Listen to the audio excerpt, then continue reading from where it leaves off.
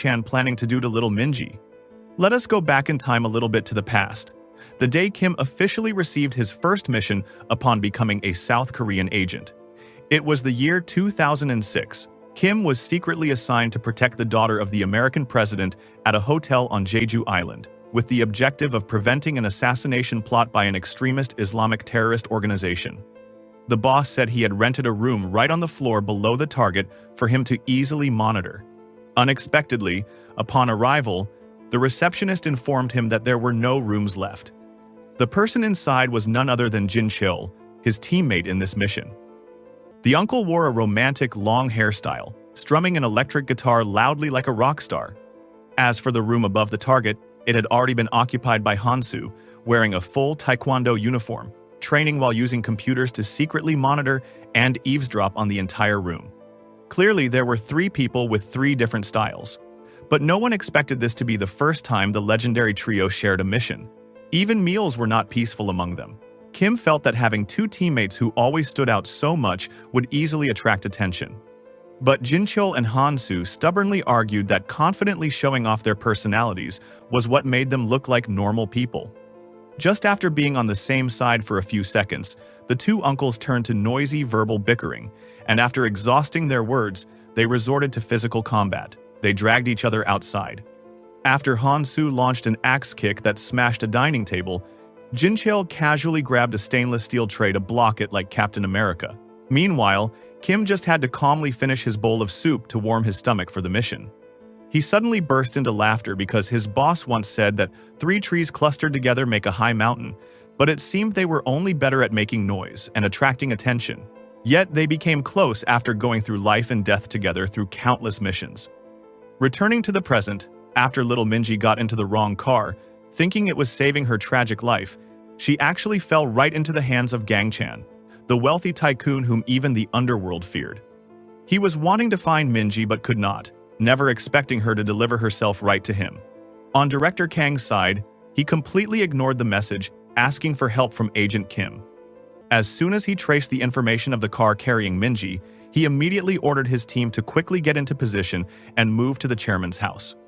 But fortunately, thanks to Sangha, defying her boss's orders, she secretly sent a message with Minji's location to Kim. The owner of that car was Chairman Gang Chan of the Duha Construction Group. He remembered what Sangman said when seeing him beat him up. The guy thought the chairman had sent him. The guy admitted that moving his daughter's corpse was merely an order from Heji, Gang Chan's daughter.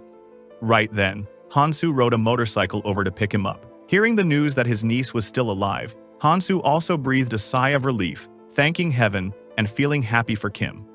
They quickly chased after that car, but the old dilapidated vehicle was so sluggish that Kim constantly urged Hansu, so he had to stick his 2 legs down to run along to make it faster.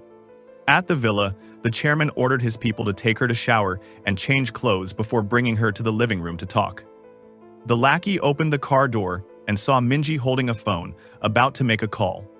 "What are you planning to do?" Minji was startled and stammered that she wanted to call her dad, but it was immediately confiscated, without further discussion. She was then taken to meet a maid who helped her shower and brought to the living room for a meeting. Gang Chan had just stepped in. She saw Heji's father and greeted him politely.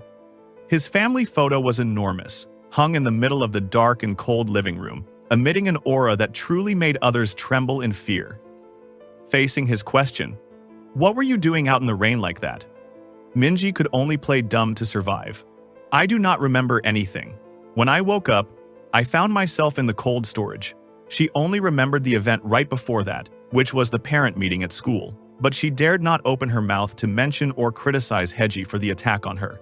He continued to ask about that cold storage, who she met, and what was said. Minji lied that a strange thug wanted to attack her, so she ran for her life from there and was saved by him, thanking him and also apologizing to Heji. She even acted jealous because Heji had a father who always protected his daughter, unlike her own father. Thinking she had successfully flattered him, she casually asked for permission to borrow a phone to call her dad to come pick her up, but he bluntly refused, completely surprising Minji. "You are still young and inexperienced, so you hide your emotions too poorly. Your fake amnesia is also clumsy. I found out immediately when you pretended to fall asleep in the car." He continued to play along with the story, saying that for parents, children are always the most important thing, and no matter what Heji caused, he would step up to protect and shield her. Then he suddenly changed his tone and asked directly, "What should be done when my daughter wants your little life?" Minji panicked and ran away, but there was nowhere to escape. She was carried back in like a trembling baby rabbit, continuously begging for her life. He said that Thug was missing. Now he just needed Minji to be the same and it would be over. Just as he raised a syringe containing blue liquid, the doorbell rang continuously with a ding-dong sound. The Special Missions Department had come knocking on the door, but seeing no response from the homeowner, they just rammed straight through the gate and stormed in, very politely. The loud noise threw the whole villa into chaos. The bodyguards could not stop Director Kang's team either. Inside, the chairman calmly signaled to take Minji down to the basement to hide. While he leisurely pulled out his phone, first his connections, second his money, he had both. So he directly called Deputy Minister of National Security Do Hoon to complain, and then waited for Director Kang to finish searching everywhere without finding anything before coming in to meet him. Director Kang was an uninvited guest, but very naturally introduced himself, getting straight to the point, demanding to hand over the little girl Minji. Gang Chan snatched the cigarette from Kang's mouth, threw it away, and loudly asked, "How big is this department that dares to enter a civilian's house and cause a riot?" Finally, at that moment outside, the department's agents also engaged in a shootout with the chairman's bodyguard team. But once the guy, Nam, appeared, this bunch was just small fry to him. Even if they pulled out hot weapons, he was not afraid, directly snatching them and challenging, "Shoot me and see."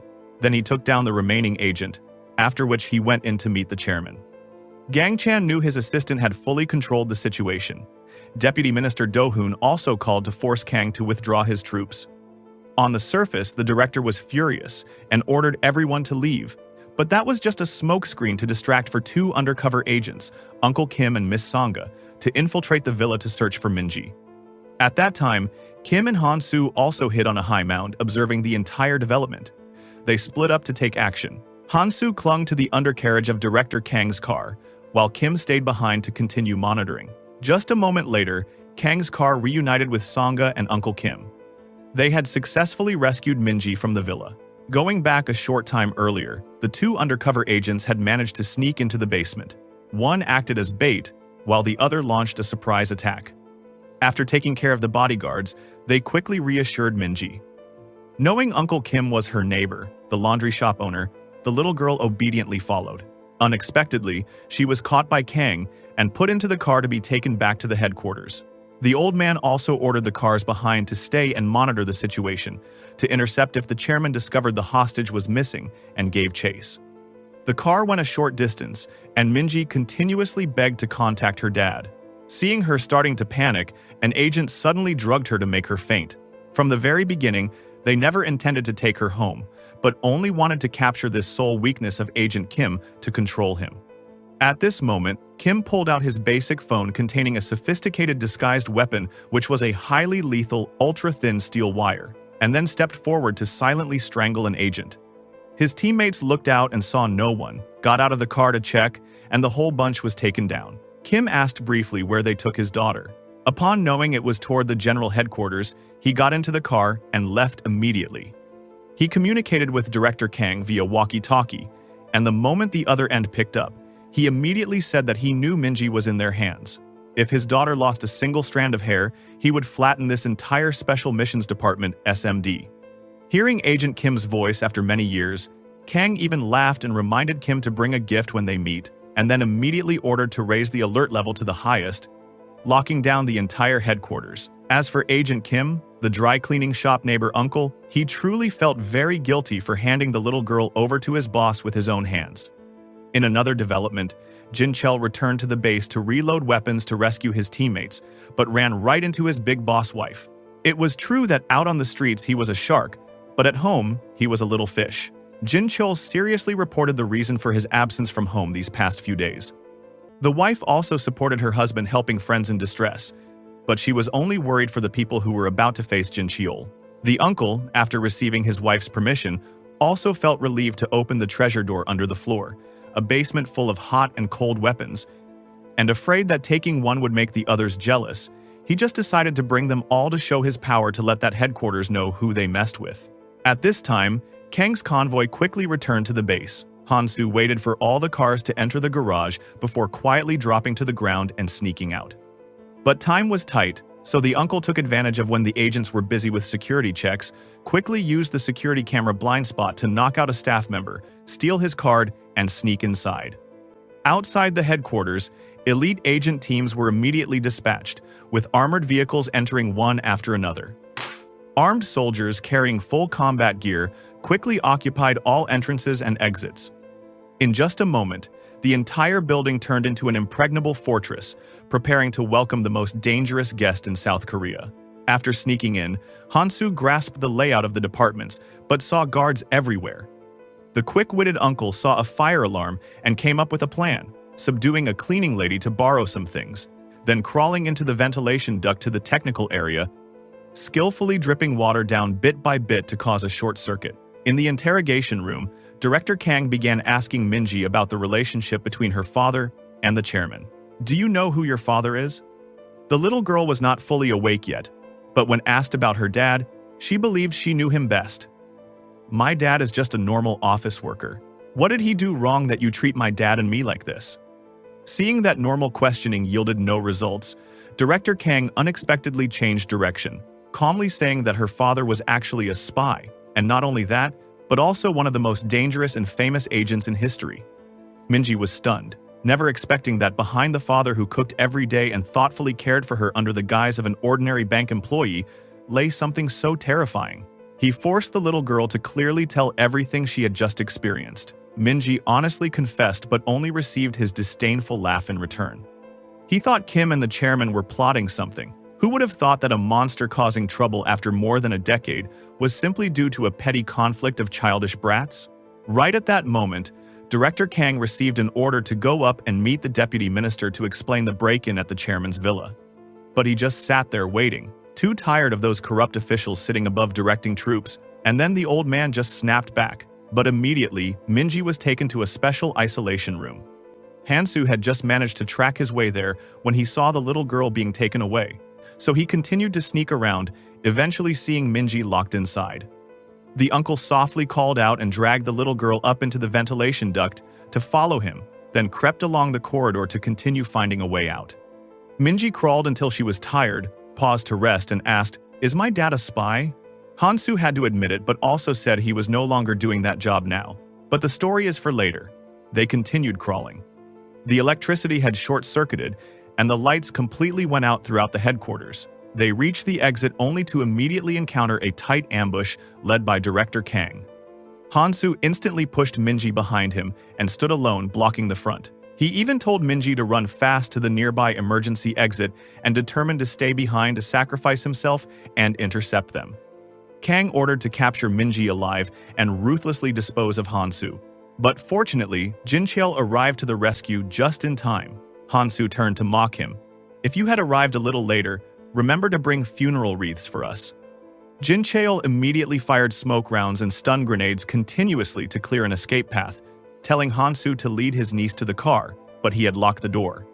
Whereupon Director Kang charged out when he discovered Jin Cheol was only firing blank rounds as a threat. Kang directly pulled out his gun and fired back at Jin Cheol, turning the entire car into a bullet-ridden shield. After a while, Jin Cheol and Hansu's side also raised a white flag to surrender. But right at that moment, Deputy Minister Do-hoon's voice rang out from behind, demanding everyone to lower their guns. Standing high on the wall, Kim emerged from the darkness, his hands still tightly holding the thin steel blade strangling the deputy minister. The moment he saw his daughter, he reassured her. "Minji, Dad is here. We are going home." Alright, today the movie episode ends here, and this is just my objective review analysis of the movie episode. To support the film crew and fully enjoy every single moment, you guys should go to the cinema or watch it on official platforms. Thank you guys for watching, and see you guys in the next movie review analysis. Bye.